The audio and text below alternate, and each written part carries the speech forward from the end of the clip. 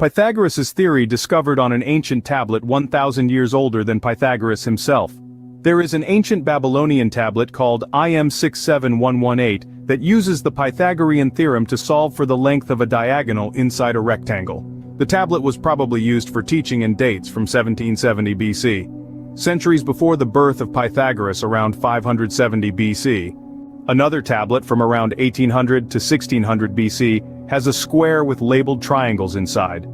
The translation of the Babylonian signs proved that these ancient mathematicians were aware of the Pythagorean theorem, it's not called that of course, as well as other advanced mathematical concepts. The conclusion is inevitable. The Babylonians knew the relationship between the length of the diagonal of a square and its side. D equals sine square root of 2, writes mathematician Bruce Ratner in an article on the subject.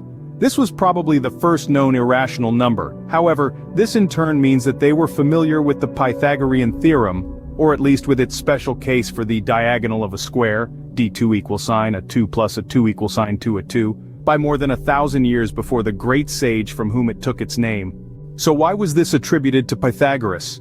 No original writings of Pythagoras have survived. What we know of him has been handed down by others, notably the Pythagoreans, members of a school he founded.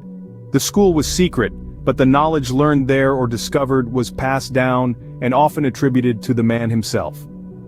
One reason for the rarity of Pythagoras' original sources was that Pythagoras' knowledge was passed down from generation to generation by word of mouth, because written materials were scarce, Ratner continued.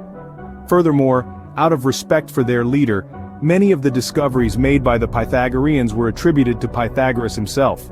This would explain the term Pythagorean theorem.